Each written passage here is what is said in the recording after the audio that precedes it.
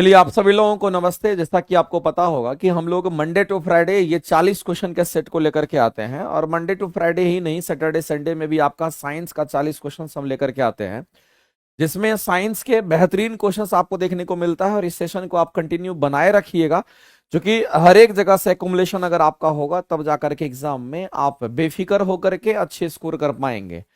तो चलिए हम लोग शुरुआत करते हैं आज के सेशन का, और हम लोग यहां पर स्टार्ट करते हैं सबसे पहला क्वेश्चन। मेरे भाई ये क्वेश्चन ऐसा है कि जो आपको बहुत कुछ सिखा करके जा सकता है, और यहां से क्वेश्चंस आपके बायोलॉजी के क्वेश्चंस खास करके बहुत बार पूछता है कि कौन सा पदार्थ प्रकाश संश्लेषण के दौरान हमारा क्या होता है, अपचयित होता है, ये पूछा गया है। यानी कि कौन सा रिड्यूस्ड होगा, उसके बारे में रिड्यूस्ड होगा, हम उसकी बात करेंगे। तो मैं आपको बताना चाहता हूं मेरे भाई, ये वाला जो पॉइंट लिखा हुआ है, कौन सा पदार्थ प्रकाश संश्लेषण के दौरान अपचयित होता है, तो फोटोसिंथेसिस के कारण हम फोटोसिंथेसिस के दौरान हमारा क्या होता है, हम सभी लोग जानते हैं मेरे भाई। इस बात को समझिएगा, जब कभी भी फोटोसिंथेसिस की बात आती है, जब कभी भी फोटोसिंथेसिस की बात आती है, तो मैं आपको बता देना चाहता हूं मेरे भाई, इसमें क्या होगा कि फोटोसिंथेसिस के दौरान मेरे भाई क्या होगा, तो हम कहते हैं कि ऐसे में दो चीज हम लोगों को ध्यान रखना है कि किसका रिडक्शन होगा और किसका हमारा ऑक्सीडेशन होगा। ये दोनों बात आपको ध्यान रखना है। कई बार यहां से क्वेश्चंस आपके पूछे गए हैं।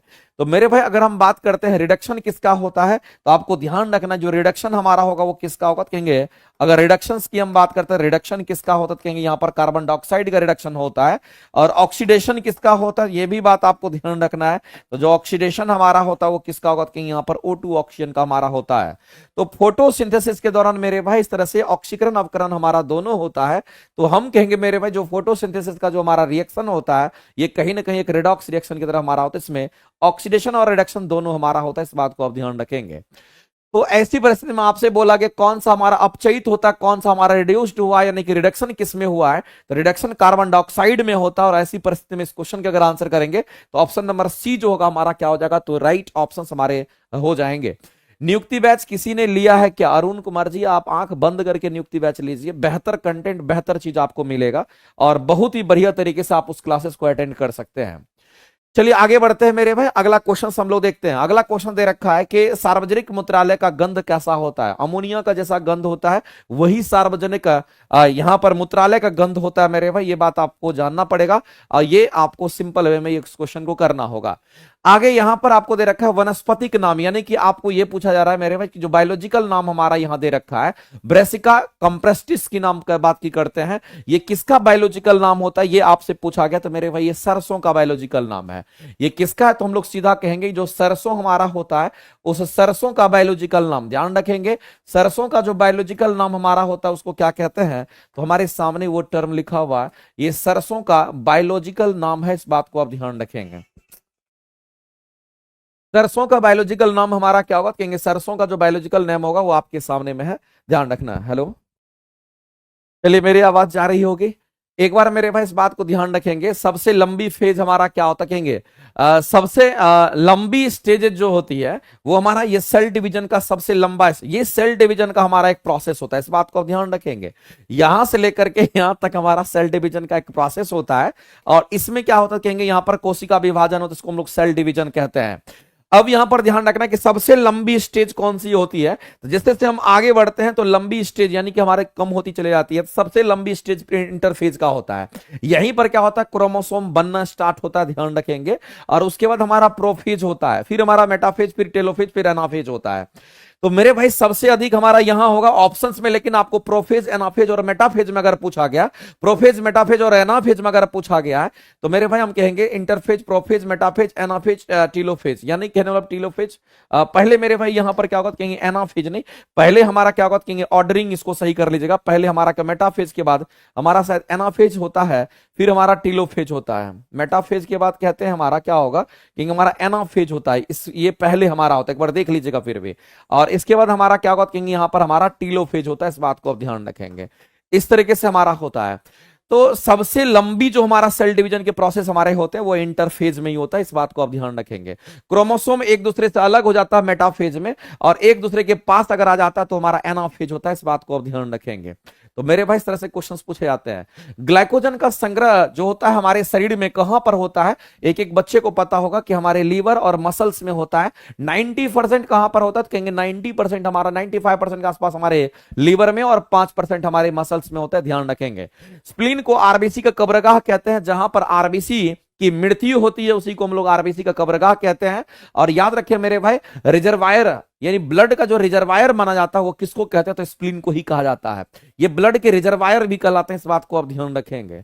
आगे चलते हैं, अगला है कि शरीर के लिए एंजाइम बहुत आवश्यक होता है, क्योंकि हमारे शरीर के अंदर जो एंजाइम्स होते हैं वो पाचन की क्रिया में हेल्प करता है, मेटाबॉलिज्म में वो क्या करता है, सहायक होता है। तो वो एंजाइम एक कैटलिस्ट के रूप में काम करता है, एक उत्प्रेरक के रूप में काम करता है। जो क्या करता क्या है मेरे भाई, तो कहेंगे जो जटिल चीज होती है उसको, जटिल कार्बोहाइड्रेट जैसे कार्बोहाइड्रेट है उसको क्या करता है, तो कहेंगे हमारा माल्टोज या फिर हम कहेंगे ग्लूकोज में परिवर्तित कर देता है। यानी आप सीधा कह सकते हैं मेरे भाई कि जो हमारे एंजाइम्स होते हैं इनका काम होता है, जो जटिल कॉम्प्लेक्स कंपाउंड होता है, जो कॉम्प्लेक्स कंपाउंड होता है उसको सरल कंपाउंड, जिसको सिंपल कंपाउंड में ये क्या करता है, ब्रेक कर देता है। तो इसका काम होता है मेरे भाई एक उत्प्रेरक के रूप में हमारे शरीर में काम करता है, उत्प्रेरक के रूप में काम करता है, और जीव रासायनिक क्रियाओं में एक उत्प्रेरक के रूप में हम काम करता है। और ऐसे परिस्थिति में आंसर करेंगे ऑप्शन नंबर सी जो होगा ये हमारा करेक्ट हो जाएगा।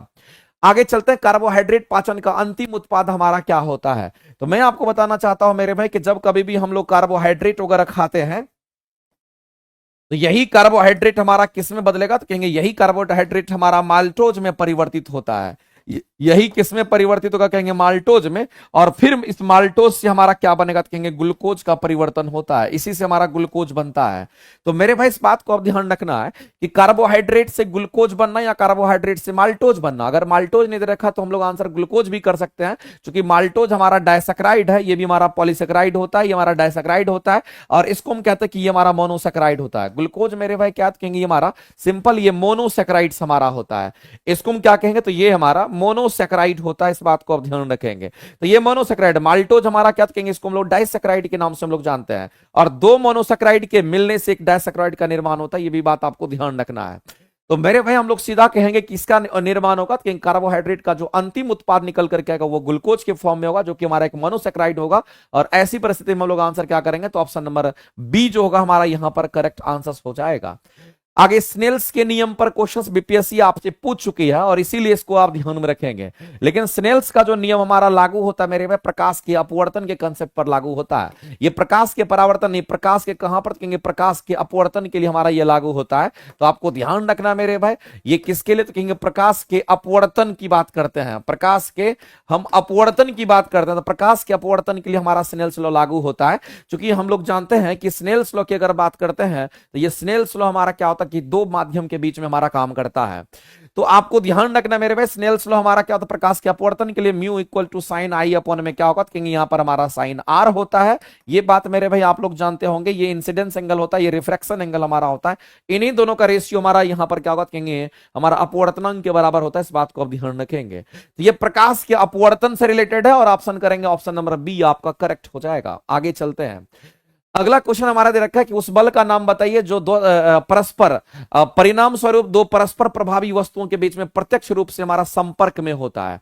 अगर डायरेक्ट कांटेक्ट में होता है तो हम कहेंगे घर्षण बल तो हमारा होगा ही होगा, संपर्क बल को कहते हैं। और दूसरा मेरे भाई हमारे जो मस्कुलर फोर्स होते हैं, जो पेशीय बल होते हैं, ये भी हमारा होगा। मैकेनिकल फोर्स हमारा नहीं होता, ये इनडायरेक्ट होता है, ये दोनों डायरेक्ट में होता है। तो ए और बी हमारे करेक्ट आंसर होंगे और ऑप्शन करेंगे डी आंसर हमारा यहां पर राइट हो जाएगा।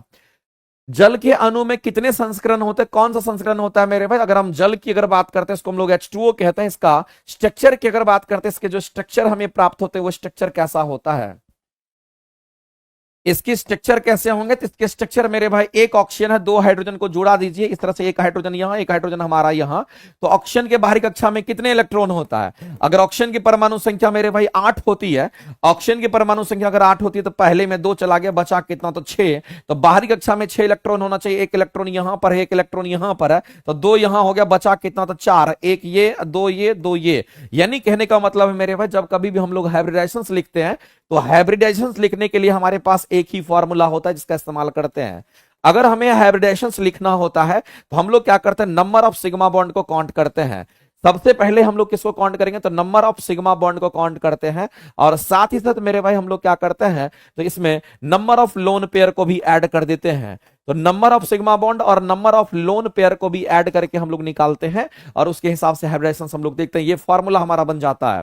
जहां जहां सिंगल बॉन्ड होगा वहां पर एक सिग्मा बॉन्ड होता है। तो मेरे भाई यहां पर एक सिंगल बॉन्ड है तो यहां पर एक सिग्मा बॉन्ड होगा, यहां भी एक सिग्मा बॉन्ड होगा। तो total number of sigma bond कितने हो गए? तो हमारे 2 हो गए। और यहां पर अगर लोन पेयर की बात करते हैं तो 2 इलेक्ट्रॉन का जोड़ा जो होता है वो एक लोन पेयर कहलाता है। तो हम कहेंगे यहां पर 2 गो लोन पेयर भी हमारा हो जाएगा। तो 2 + 2 मिलकर के कितना होता कहेंगे यहां पर हमारा, यहां पर कहेंगे 4 हमारा हो गया।